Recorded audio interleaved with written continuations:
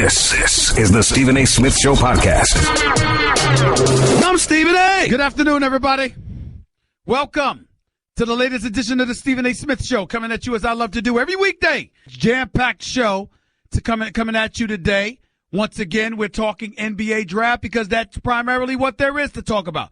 We'll get into Aaron Judge being a part of the home run derby out of the New York Yankees and Berger out of the Los Angeles Dodgers, both being in the home run derby. We're looking forward to talking about that a little bit later on in the show.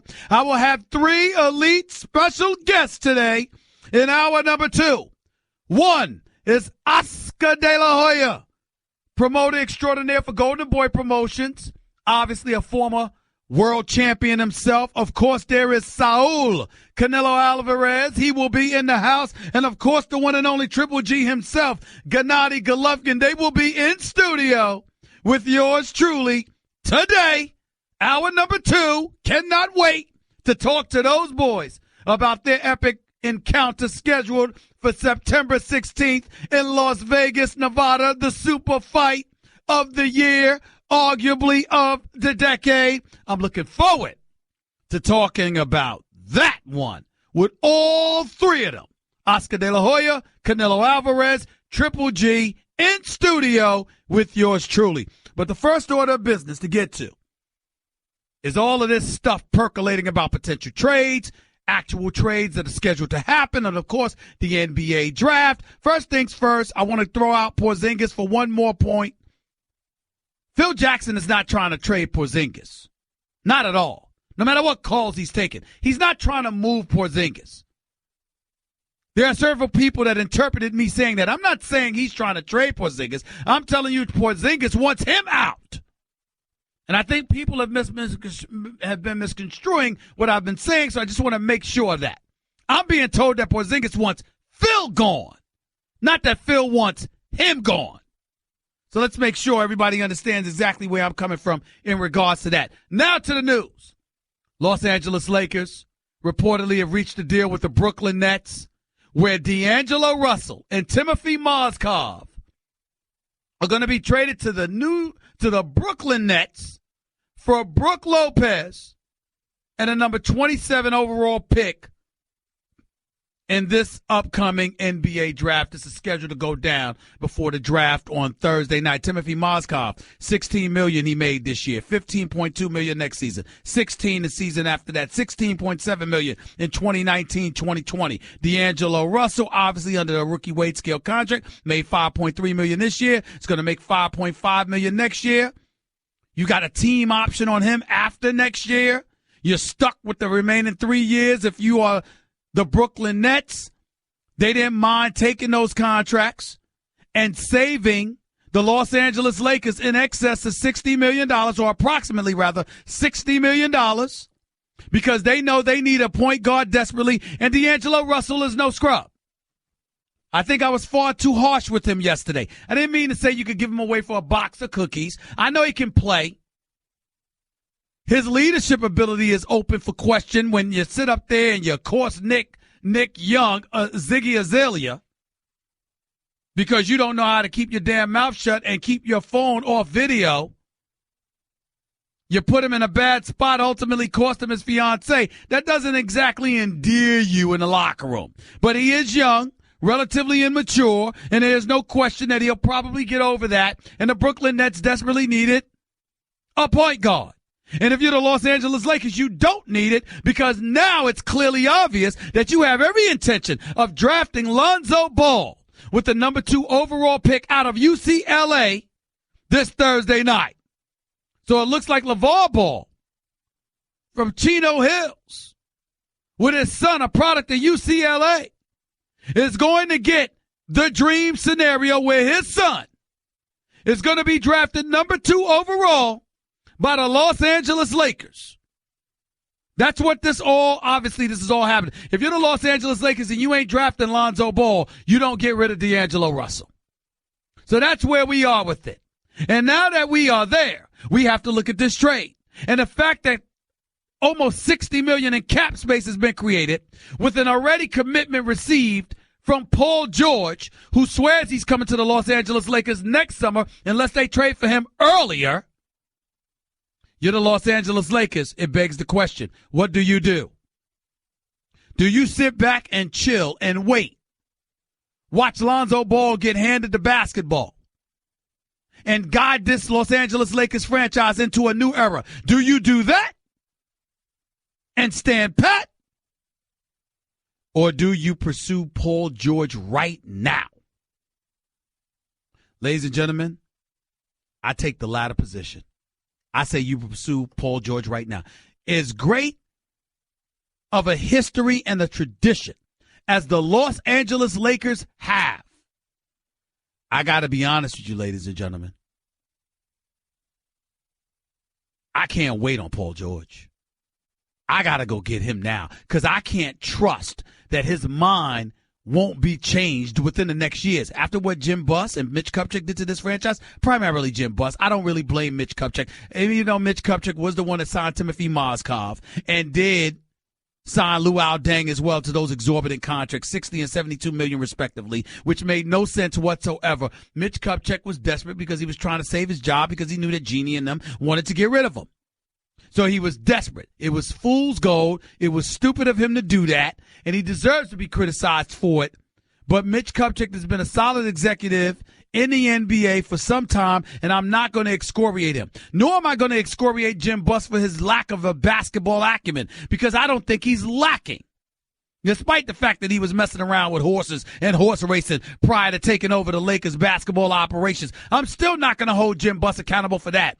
Here's where I hold Jim Buss accountable.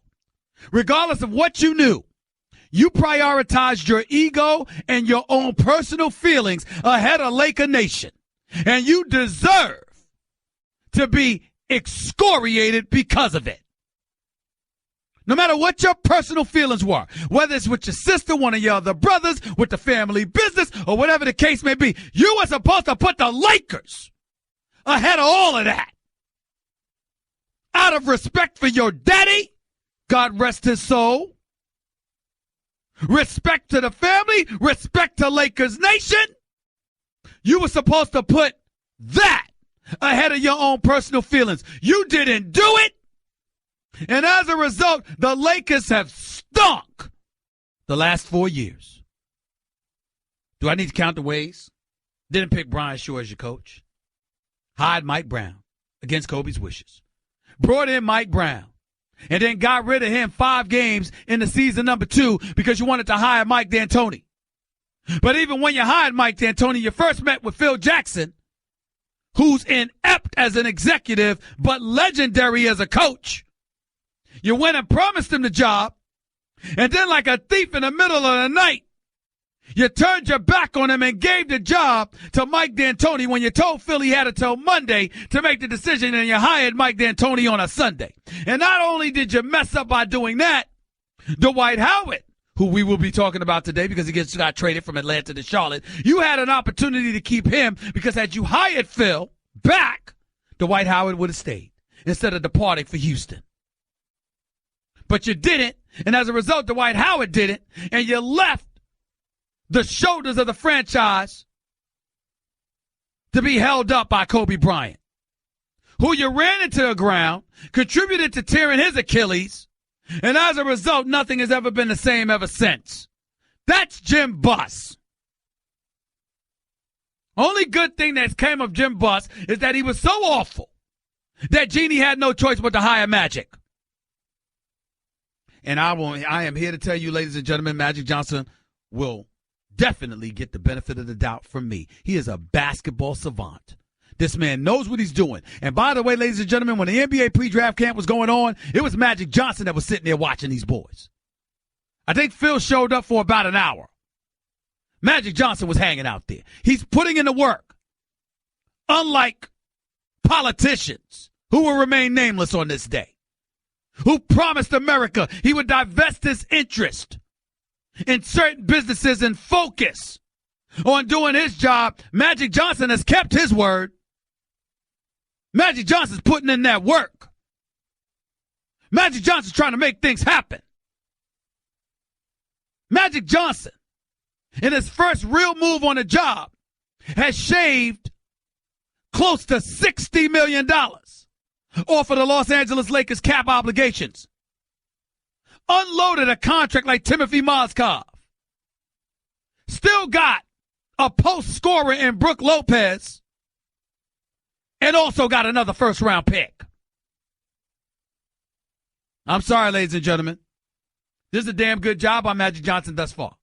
Now, I'm going to repeat what I said just the other day because I want to make it very, very clear. I don't want to see Rob Pelinka Thursday. I don't want to see it. I got nothing against Rob Pelinka like some other people may have. I think he's a damn good agent, and I think he's very smart. And damn it, anybody that Kobe keeps on board that long is good with me because I know how hardcore Kobe can be. I ain't got no problems with Rob Pelinka, but damn it, I don't want to see him Thursday. I want to hear from him. I don't want to see him. I want to see one man. One man. And that man is Magic Johnson. Whatever pick you make, I want to see Magic Johnson talking about that man Thursday night. Because that's what's going to make me believe in the promise of these great Lakers that once were. Want to be a part of the show? Hit Stephen A. up weekdays from 1 to 3 Eastern at 866-729-3776. You're listening to the Stephen A. Smith Show podcast. Let's go to the phone. Let's go to Sterling. You're live with Stephen A. on ESPN Radio. What's up, Sterling? How are you?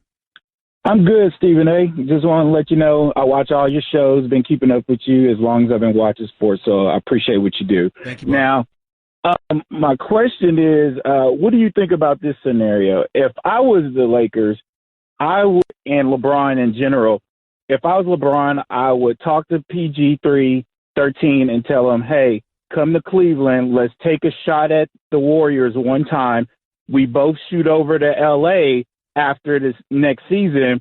And Magic, if I was Magic, I would draft Lonzo Ball and then trade him to the Oklahoma City Thunder and bring Westbrook in with LeBron and PG. Whoa, stop right there. Did you just say acquire Paul George and then trade him to OKC? No.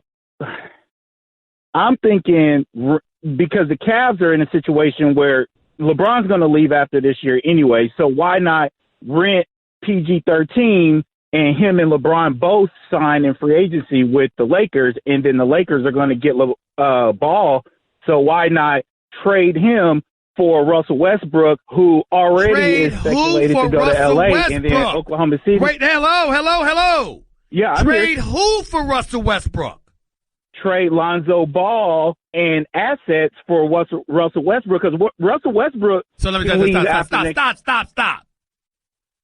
Are you trying to tell me that you waited online? You waited on the phone line to call up and have your voice heard on national radio to say that the Oklahoma City Thunder should give up Russell Westbrook for Lonzo Ball? Okay. That take that scenario out. I was just dreaming that Russell Westbrook could get his shot at KD with LeBron and Paul George while in LA. I don't do dreams, Sterling. Bye. Have a nice day. Don't call up here dreaming. Okay? This ain't no nighttime show. If I had my show at midnight and stuff like that, you understand, and you was with your honey and wanted to dream and stuff like that, wanted me to play some music, be the DJ that I was in college when I had my show called Tender Moments, playing slow jams, R&B, that would be different. At 1 o'clock in the afternoon, East Coast time, 10 in the morning, West Coast time. Don't call up here dreaming. So the likely league MVP in less than a week is going to be traded for Lonzo Ball. Ooh. Let me move on. Arnold in L.A., you're live with Stephen A. What's up? What's up, Stephen A.? Appreciate you taking my call. Go ahead, man. What I would want to say is we go after PG right now. Why I say that is we can't risk him going to Cleveland, Boston, play for a winning, contending team. And people change in a year. People's minds change in a year. As soon as he starts tasting winning, he goes to the finals. It's the Cardinal finals. It's going to be difficult to bring him to a building team. So let's get him right now, trade our 27, 28 picks, throw in, let's say, Clarkson or Randall in there. Let's build on him. If we're going to draft Ball, an extra year of playing together goes a long way. Now, if we don't, Next year we bring in PG, another person, and then they start half the playing. I just say we go after PG right now, let them build the chemistry together for a year, and hopefully we get another max player next year. Let them go after PG this year. I got you. Appreciate the call, Arnold. Thank you so much. Not a bad point. Not a bad point at all. Austin in New Jersey. You're live with Stephen A. What's up? Good afternoon, Stephen A. I'm in school in New Jersey, but I'm from Detroit. I really want to know. This past year they signed Reggie Jackson to an extension, a lot of money, and Andre Drummond to a big extension also. They both did horrible. Drummond did horrible. He doesn't play defense that well. He's not playing to his full potential, and they want to trade him. Do you think there's any way possible that anyone would take any of them? Well, it's always possible. It depends on what people's needs are. With Drummond, you got a problem. He made $22 million this year. The next 3 years, all guaranteed before he has a player option in year 4. Austin, 23.7, 25.4, $27 million.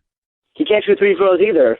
Well, I'm just telling you, he's a big body who can score in the post. He can defend. It's about whether or not he wants it and wants to be there. He got his money. How bad he wants it remains to be seen. Tobias Harris is no joke. Reggie Jackson is guaranteed for 3 years of 16, 17, and 18 million, respectively, over the next 3 years. You got some contracts on here. They're tradable contracts. It's just hard to decipher who would want them right now. You got to wait and see how things pan out after the draft and after free agency, and then go from there.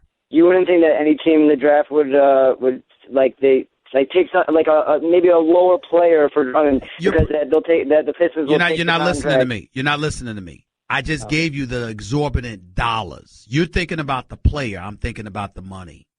And I'm telling you, usually teams are going to wait until afterwards to make those moves rather than before. The Lakers and what Brooklyn did is kind of an exception. Right now, you're going to see teams and how they're going to look to see how things pan out before they decide to make those moves. Okay. I appreciate the call. Guess what? You're in the middle of the Stephen A. Smith Show podcast. Damn it, I mean it! You know what?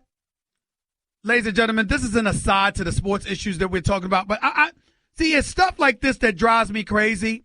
And I don't want to hear anybody complaining about professional athletes ever again. I really, really don't want to hear it. I'm watching during a commercial break. I'm watching CNN with Wolf Blitzer. Okay? And he is interviewing Senator John Barrasso of Wyoming on this whole health care thing. Ladies and gentlemen, Wolf Blitzer asked the man the same question 5 times because the man wouldn't answer the question. He said, so are you going to vote for this bill or not? The man can say, well, Obamacare is a failure. But I'm not talking politics. I'm talking principle. I'm talking how we live in a nation where grown men and women who are obviously adults and leaders in our nation collaborating with one another to formulate and implement policies that will affect the lives of over 350 million American citizens, not to mention have influence abroad because of the policies we make, won't answer questions, dodge and weave better than any of these athletes ever could hope to in their lifetimes. But somehow, some way, they get a pass, and we pay little to no attention to what they're doing. But let LeBron wiggle through something. Let him refuse to answer a question. Let Carmelo Anthony be acerbic or indignant. Let Russell Westbrook or Kevin Durant or somebody act up. We're all over them. But grown men and women who are politicians dodge and weave and can't answer questions, and they're evasive, and nobody wants accountability. And they get away with it. But we hold 20 individuals in their 20s accountable. I tell you, boy, it's hard to watch this stuff sometimes. It really, really, really is. 866-729-ESPN. That's 866-729-3776. Just makes me sick to my stomach.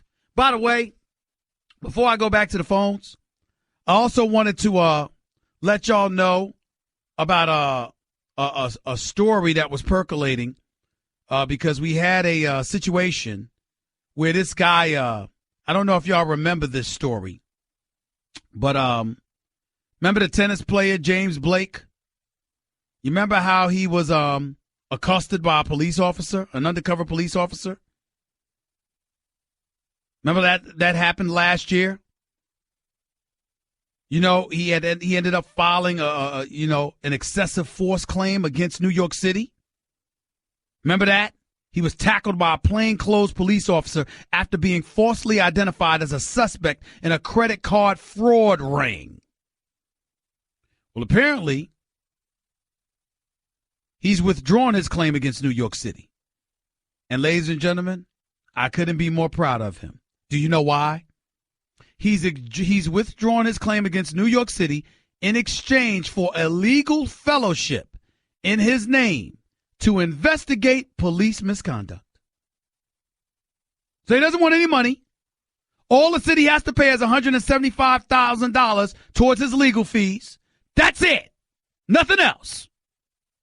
All he wants them to do is to create a fellowship in his name to investigate police misconduct. Now, I don't know about y'all, but that's a very role model kind of thing to do.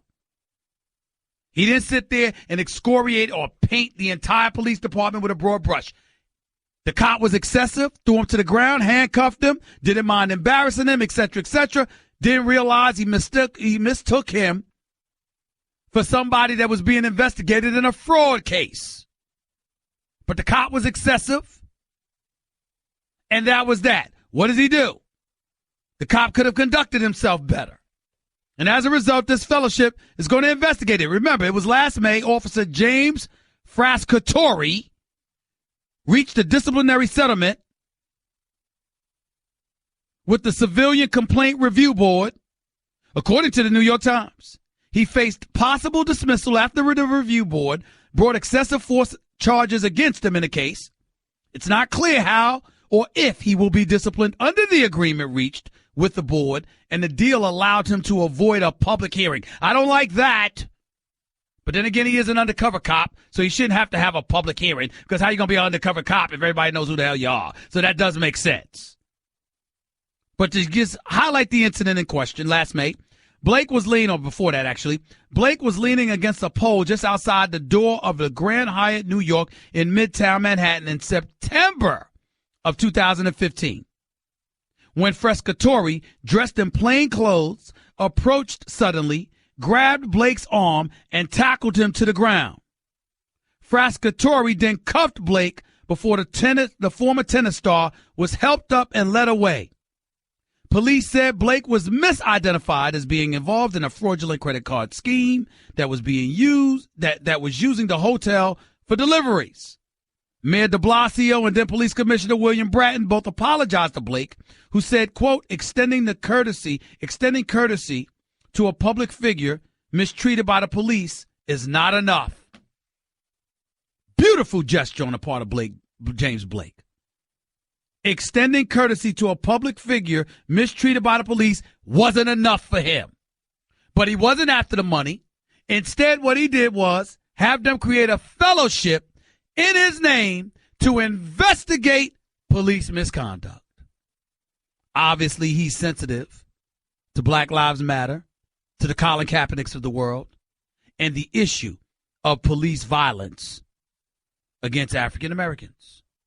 The presumption of guilt, the excessive force, etc. And you can't get on him because he didn't even pursue any money. Wow. James Blake. That's a very role model style thing to do. Very upstanding. Y'all can't say anything about that. Can't say anything. Jackson, you're live with Stephen A. on ESPN Radio. What's up? Stephen A., I agree that Paul George should sign with the Lakers. The Lakers should at least pursue him.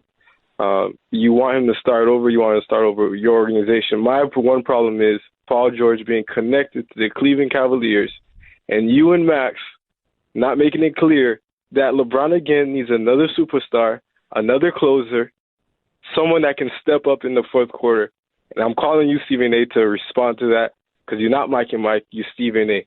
Well, let me say this. Paul George hasn't proven that he's a closer.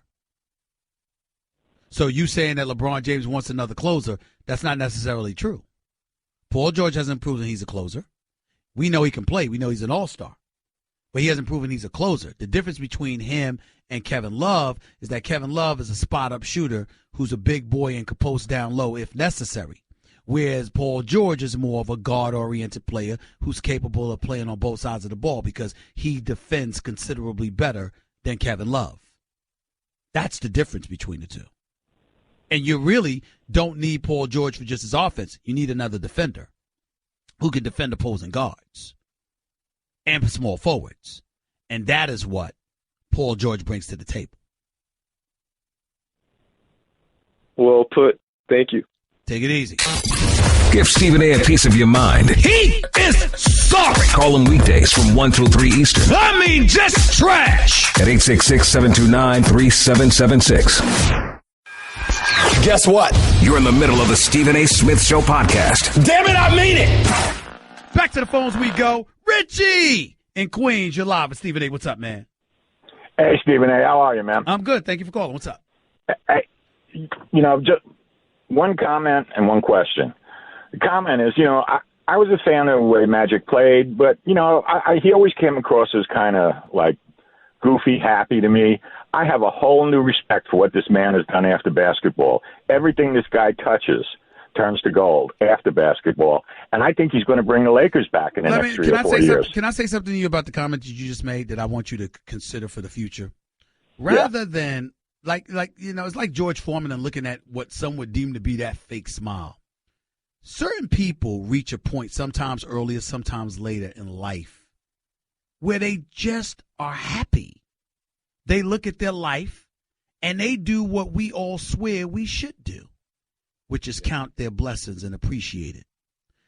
When you see people like Magic Johnson who find a way to do that, don't hate on it. Love it. Actually try to emulate it. Because chances are, if Magic Johnson, with all that he's endured, Richie, has found a way to be happy, what excuse do the rest of us have?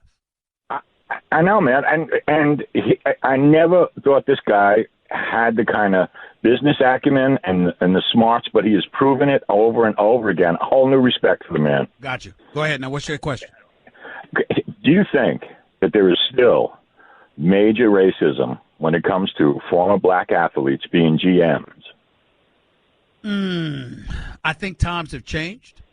I think things have gotten better in certain respects. But I'm going to tell you what my number one concern is as it pertains to that. And listen, I don't want to come across as an individual who does not recognize that times indeed have gotten better. Even though things are more subtle and less overt, and there's still racism and other isms out there, that sexism, racism, and all of these other things that must be taken into consideration. At the same time, progress has been made and there deserves to be recognition for that. But as it pertains to the NBA, what bothers me, Richie, is this new analytics movement. Because these dudes that went to MIT and other places and they're numbers guys as opposed to students of the game, I don't know any of them who are black. And as a result, you're seeing owners who gravitate to them because they know numbers. And that's the language that the owners appreciate because that's the language they understand. So these young dudes who know numbers are able to get in the doors as executives, and they hire their friends who know numbers, who all went to school together, and none of them are black. So it may not be Richie and the Richies of the world who lend any level of credence or add any level of credence to those isms that exist. But I don't like the look of it, if you understand what I'm saying. The optics of it are very, very bad because before long, we ain't going to see too many brothers who are executives. And that, to me, that's taking a step in the wrong direction. Yeah, no, I agree. Okay? I agree. I got to go. I appreciate the call, buddy. Thank you so much. Pete in Staten Island, talk to me. What's up? Stephen A., big fan. You're the man. I know you know that. Thank you, man.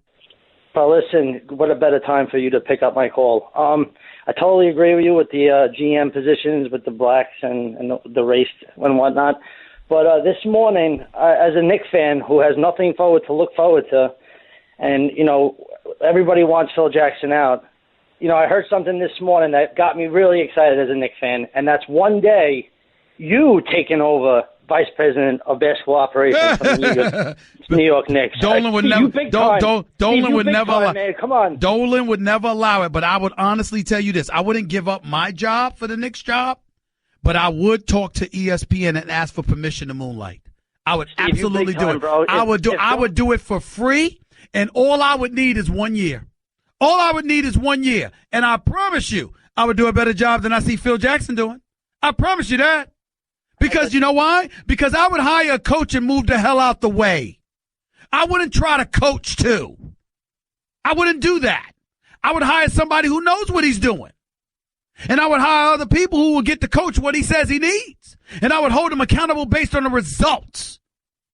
Not trying to coach and scout and leaving other people to scout, but I'm picking players even though they're the ones that scouted and I didn't. I wouldn't do that. That would be the difference between me and them. Jordan, you're live with Stephen A. Real quick, Jordan, go ahead. Hey, I'm a big Phil Collins fan, too. Been following him all my life since I was a kid. So, You only got 30 seconds, bro. Go ahead. All right, brother, I got a question. Do you think this is going to be a tick for tat with the Warriors and the Cavs for the next 3 or 4 years? No. I think that there's going to be changes with the Cavs somehow, some way, and as a result, they won't be at the top of the mountain. If LeBron goes, Kyrie is already on the record saying he wants out as well. So that'll be the end of the Cleveland Cavaliers as we know it. I think the Warriors will win the next 2 world championships. I think the Warriors are going to barring injury, I believe the Golden State Warriors will three-peat. Barring injury, I think they will three-peat. Good. That's where I'm at with it. They absolutely could. They're the favorites to do it until we see somebody that can compete with them. Because as far as I'm concerned, as long as they're young, as long as they're healthy, they're all still in their 20s. And I believe that's what's going to happen. That's just a sample of what you'll hear on the Stephen A. Smith Show. Weekdays at 1 p.m. Eastern on Sirius XM Channel 80 and the ESPN app. This is the Stephen A. Smith Show podcast. I'm Stephen A. On a different matter altogether. Did y'all see this story? Ryan O'Callahan to Outsports.com. No one is going to assume the big football player is gay. He came out and he announced to the world that he is indeed gay. Talks about being gay in the NFL. Is this still a big story to everybody? I don't think it is. You know, he was in the NFL for 4 years. Decided, not to be concerned about it.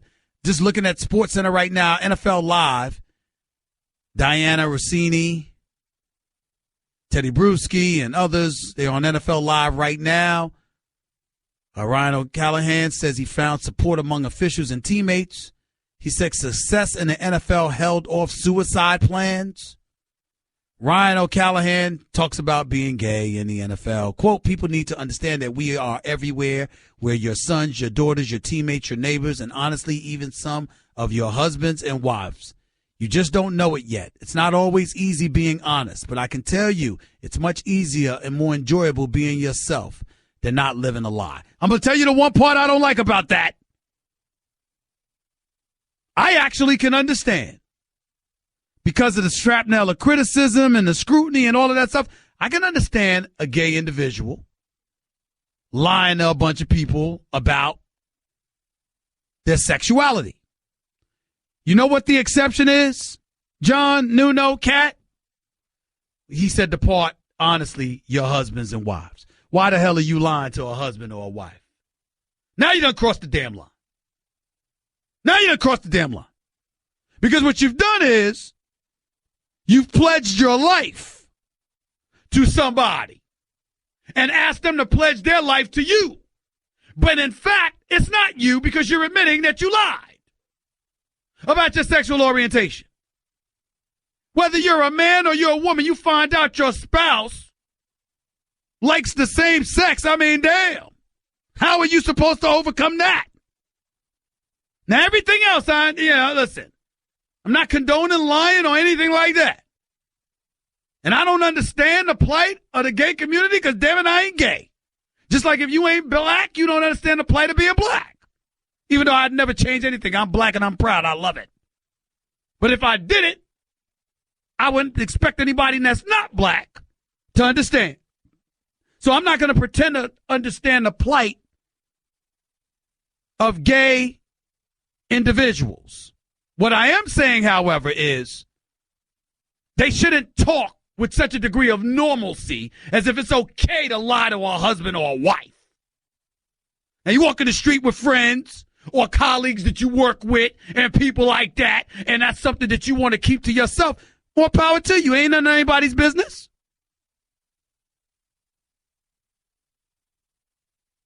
But you going to marry somebody, I think it's safe to say they have a right to know if you prefer the same sex.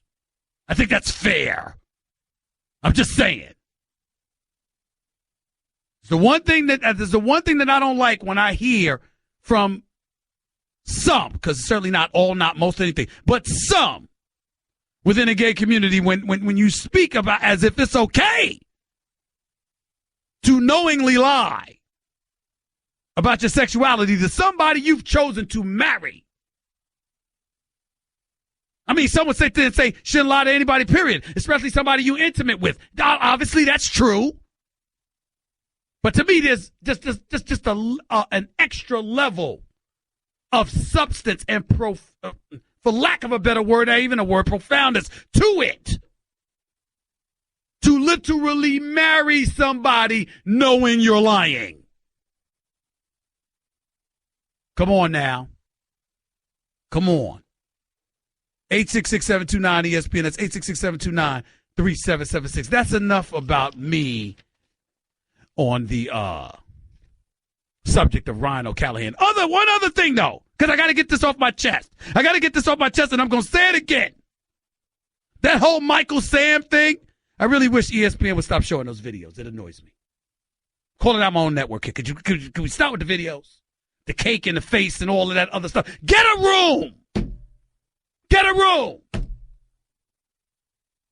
We don't see that from a bunch of other people. Don't do that. That's right. I said it. Don't cringe your face, John Winthrop. I said it. I meant it. I ain't sitting up there and casting any aspersions on it. If I saw two heterosexuals doing that, I'd tell them, get a room. We don't need to see all that. If I saw LeBron James putting cake in Savannah's face and kiss it all over her, I'd be like, could you get a room? It applies to anybody. If I saw D. Wade and Gabrielle doing it, I'd say the same thing. We don't need to see all that. Not over Walt Disney Airwaves. HBO, yeah. Showtime, sure. The Cinemax channel, Stars, absolutely. ESPN, no. Stop showing the damn video. I'm glad I got that off my chest. Now we can get back to basketball. Phil Jackson is not trying to trade Porzingis. Porzingis is trying to trade Phil Jackson.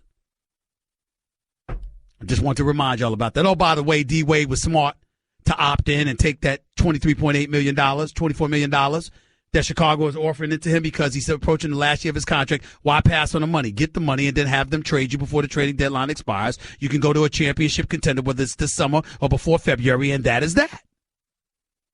And you still got your money. He's got a long life to live. Get those millions. Ain't nothing wrong with it. 866-729-ESPN. It's 866-729-3776. Another thing, Dwight Howard. Hope this is a lesson to you. I'm glad you're going to be in Charlotte. I'm glad you're going to be with Coach Clifford. I'm glad you're going to be with Michael Jordan, the greatest ever. Dwight Howard simply has to get focused. He is not a bad guy, ladies and gentlemen. He just got focused on his brand and money instead of being the greatest basketball player he could be. The maturity level has to be elevated because he has slipped and the game has changed, which also has forced slippage in his game. But But he's got to get back to being focused on rebounding, defending, and blocking shots. That's how he made a name for himself. That was really why he was Superman. Not because he had some post moves like Akeem Olajuwon. He was never gifted with that. Get back to basics, baby. Get back to basics. And Jimmy Butler says he'd rather stay in Chicago than go to Cleveland. I'm not sure that's wise, but I respect the hell out of Jimmy Butler. Dre, you're live with Stephen A. What's up, Andre? What's going on, Steve? What's going on, Steve, man? I love the show, but let's talk about two teams. Let's talk some real NBA. Why nobody want to go down to New Orleans to play with Davis and the other guy? Give me some big time. Well, first of all, let me be real with you. First of all, they're not that sure about DeMarcus Cousins, even though you know Anthony Davis is a superstar. You ain't that sure about DeMarcus Cousins and whether or not that pair works. A. And B, I got to be honest with you. You got a lot of these marquee dudes that want to be in big markets. And when you hear a lot about New Orleans, you don't, it's like you don't hear the greatest stories in the world. You know, the ill effects of Hurricane Katrina, the Ninth Ward, and all of the other kind of stuff that you hear about New Orleans. I'm not saying it's right and accurate because I simply don't know. But I'm just echoing to you what has been said to me about the city of New Orleans. It's a good city. It damn sure has a superstar in Anthony Davis, but there are questions both on the court and off the court about playing for that franchise. All right, that sounds good. How about all the Jimmy Butler stuff? Why Minnesota don't try to go after that guy? Wait a minute. Clearly, you're not listening to the show. We reported yesterday that Minnesota is pursuing him. Minnesota is definitely after Jimmy Butler. They've got draft picks and Zach LaVine to offer. It's all a matter of what Chicago wants to take because Chicago is listening to offers from Minnesota right now as well as Boston and various other teams for the services of Jimmy Butler. Okay, that sounds great to me. As for your New York Knicks, do not trade that guy. They need to just get rid of guys like Joakim Noah. We all know that. We all know. Well, you gonna take Joakim Noah's $72 million salary? Stop it. Gotta go, Dre. Catch the Stephen A. Smith Show live on 98.7 ESPN New York, ESPN LA 710, and Sirius XM Channel 80. You just can't make this stuff up. Weekdays from 1 to 3 Eastern. You're listening to the Stephen A. Smith Show podcast. Jonas in L.A. You're live with Stephen A. on ESPN Radio. What's up? Oh, hey, Stephen A. I just wanted to know your opinion on the Lakers trading D'Angelo to the Nets.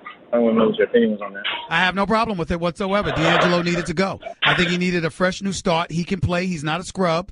But I don't think he was the answer in L.A., even though he had a good second half of the season. The fact of the matter is you couldn't coexist him with Lonzo Ball. You know you're going to draft Lonzo Ball. At least that's what it appears to be, the obvious situation right there. And if you know you're going to do that, then you needed to get something for a point guard like D'Angelo Russell. Getting Brook Lopez in a 27th pick while saving about $60 million in cap space is a huge deal for the Los Angeles Lakers. I think they did good. Okay, but my thing is, I don't even know why everybody wants Lonzo Ball. I'd rather get De'Aaron Fox, and then with the 27th pick, get a guy like Luke Kennard that's aggressive and has a shot and can spread the floor. Well, first of all, Luke Kennard might be available at 27th, 28th, or 33. That's number one. Number two, if you are the Los Angeles Lakers or anybody else, even though De'Aaron Fox is significantly more athletic with a tremendous upside and incredibly mature, I'm very, very impressed with this young man, and he has given it to Lonzo Ball when they face each other in the NCAA tournament. You do universally hear that Lonzo Ball is more of a point guard in terms of passing ability, showmanship, getting other people involved and having that quote-unquote it factor that galvanizes the troops around him. And if you are Magic Johnson, who's heading the Lakers organization, doesn't that remind you of yourself and what they used to say about you?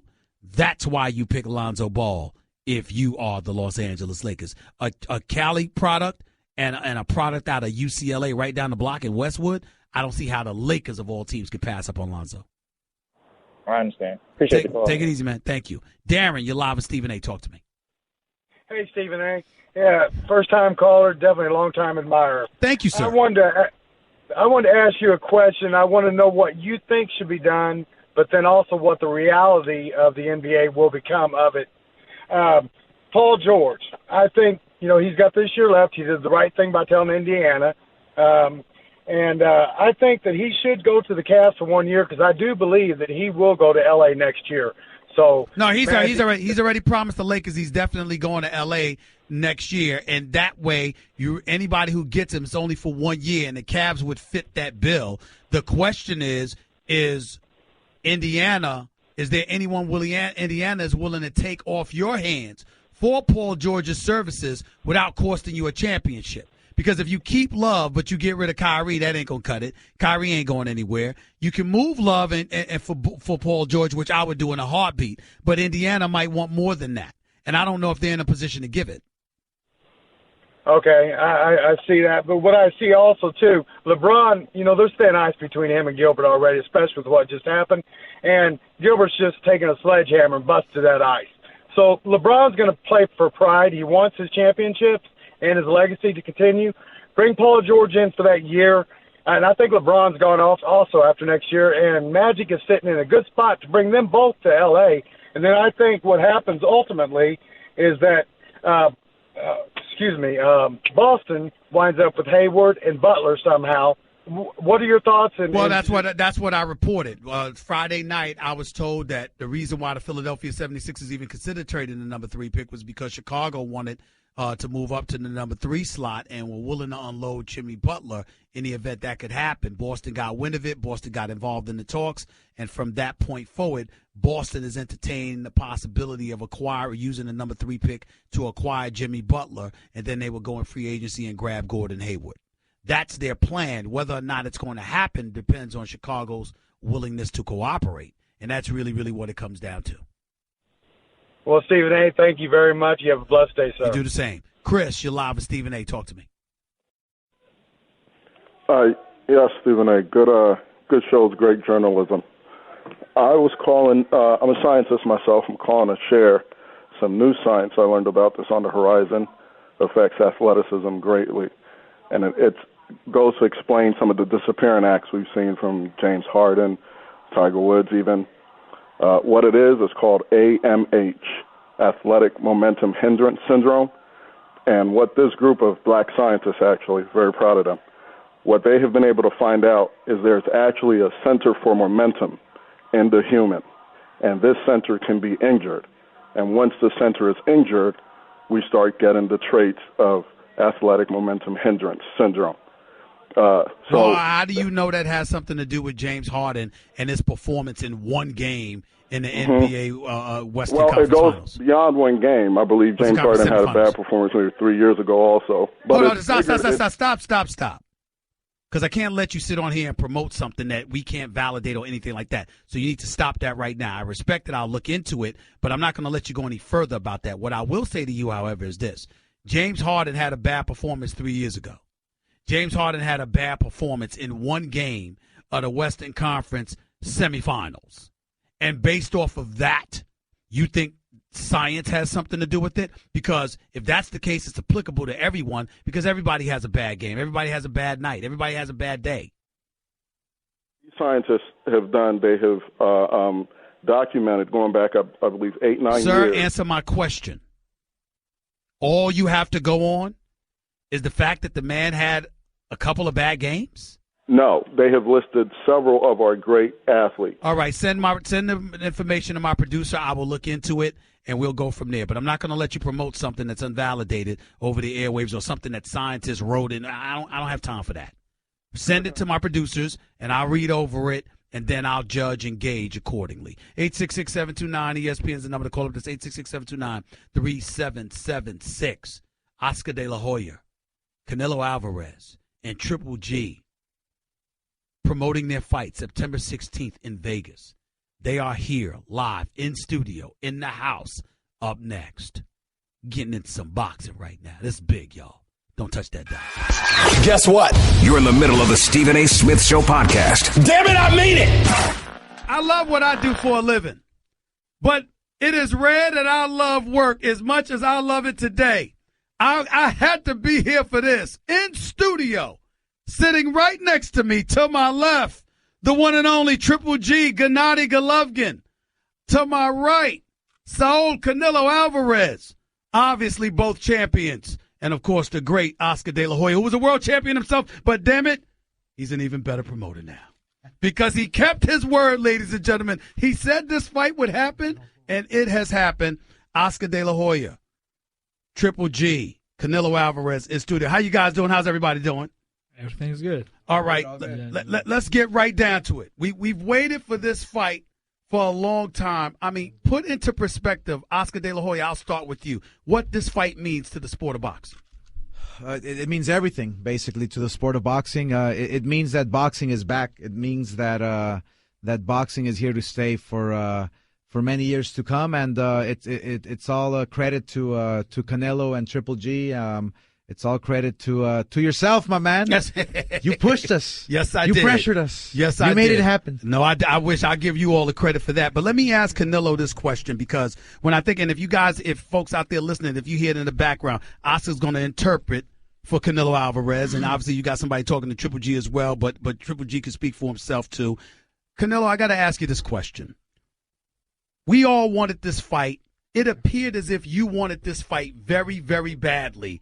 Now, the promoter extraordinaire has got to pick the time, and he's got to make sure it's just right so you can maximize it. But how difficult was it for you to wait for this moment to transpire? Muy difícil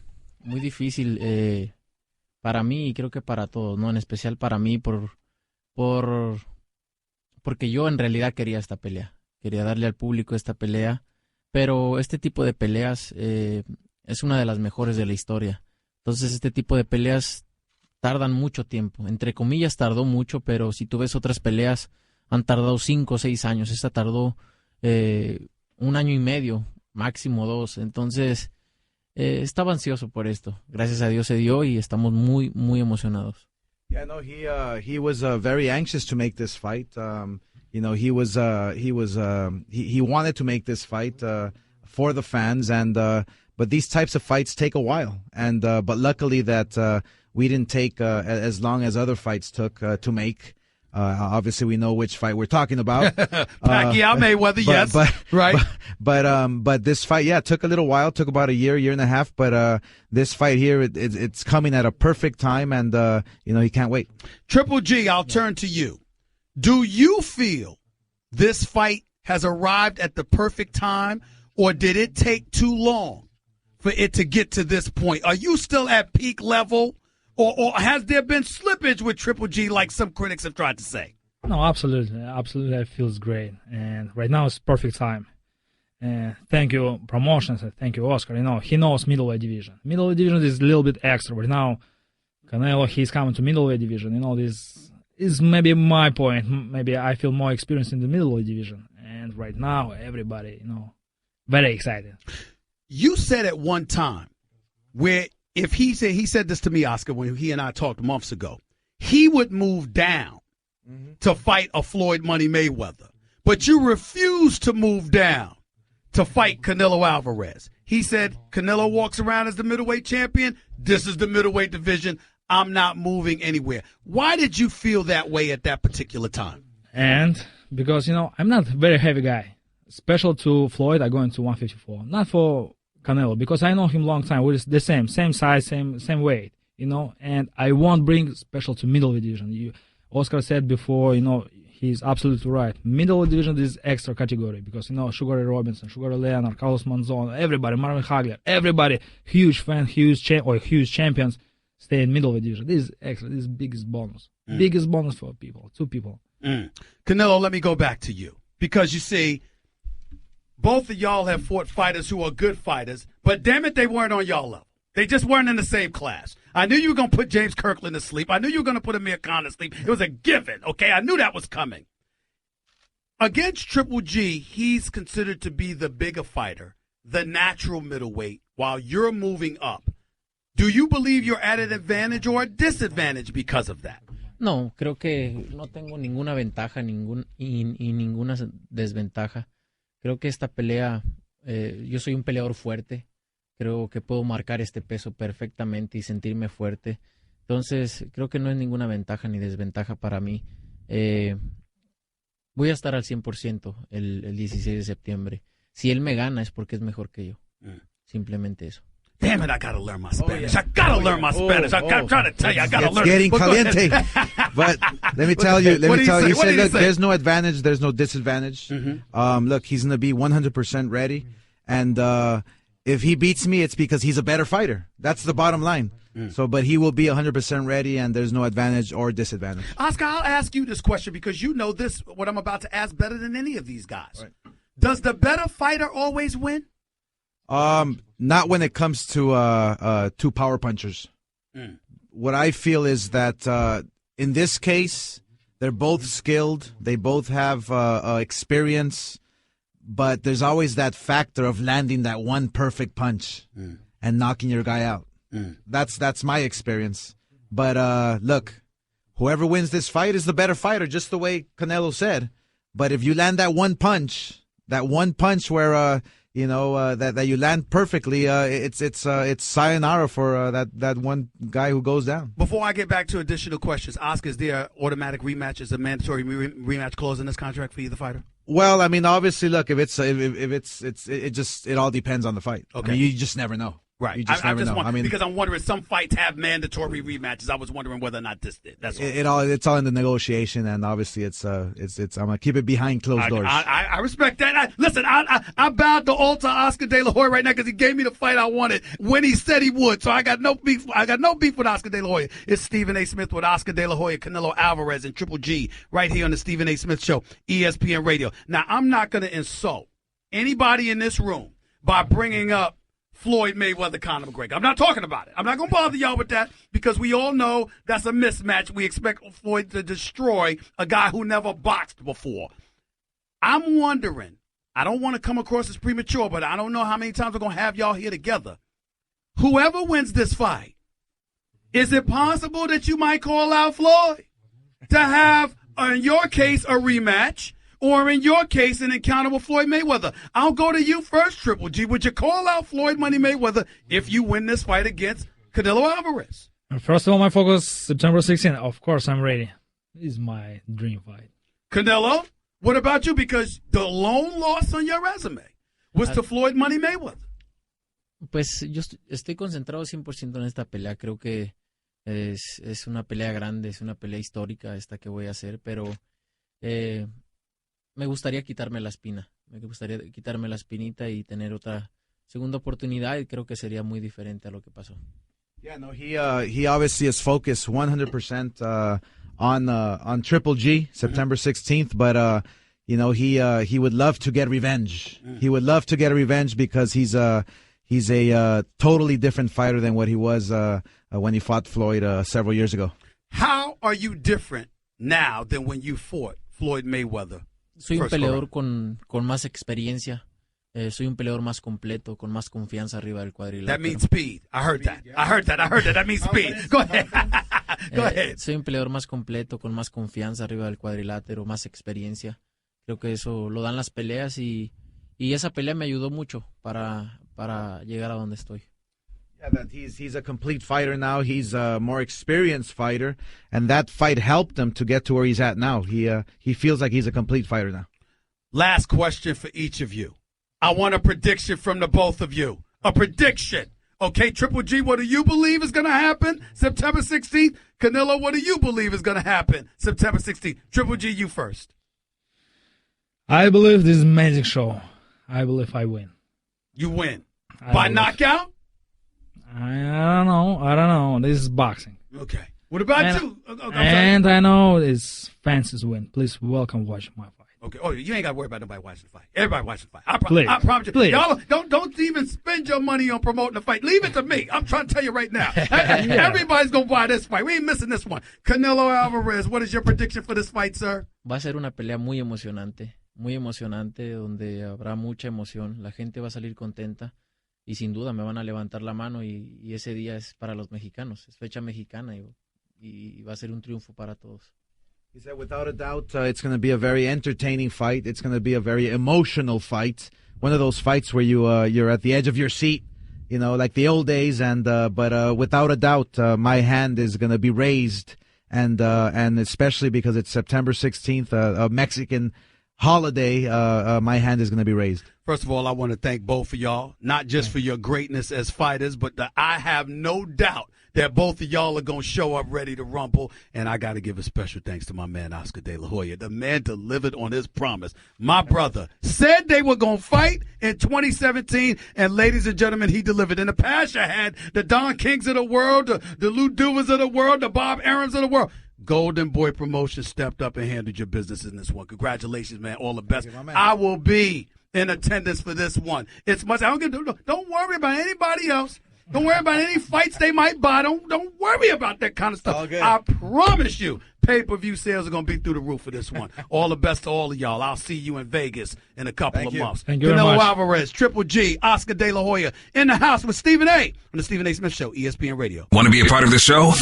Hit Stephen A. up weekdays from 1 to 3 Eastern at 866-729-3776.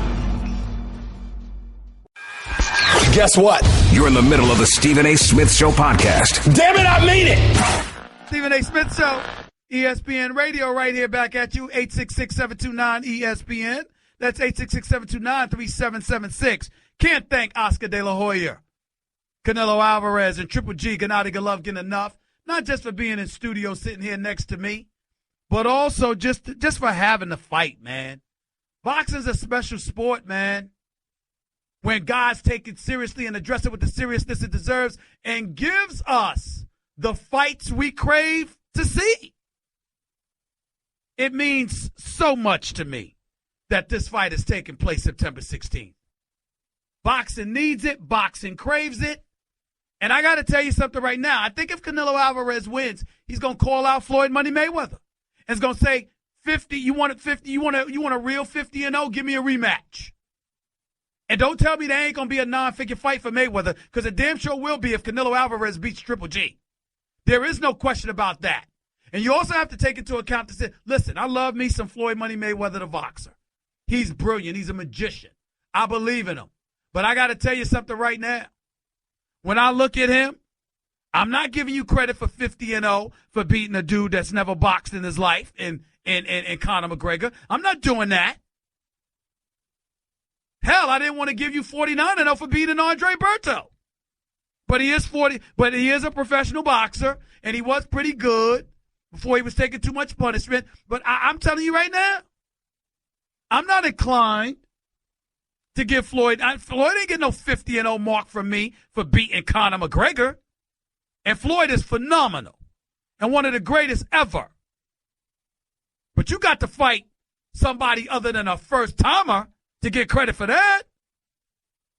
Conor McGregor's fantastic at the UFC, but as a boxer, he has no experience.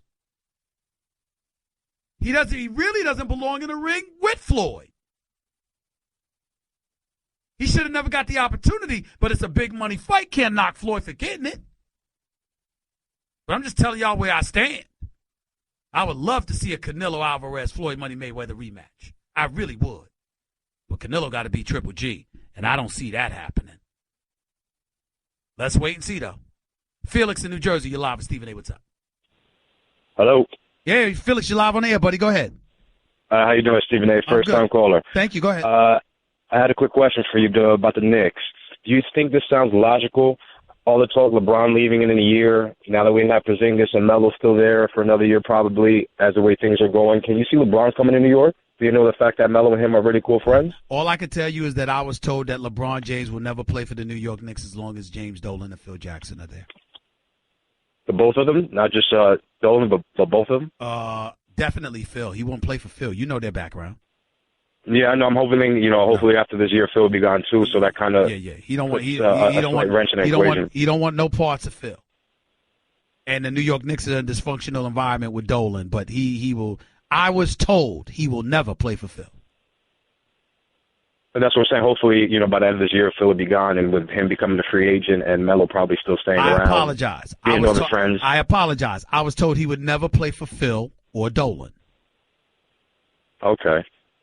That's what I was told. It was just something I was trying to. I'm just sharing with you what I was told. That's all I'm doing. I was sharing with you what I was told. I got to run though, but thank you.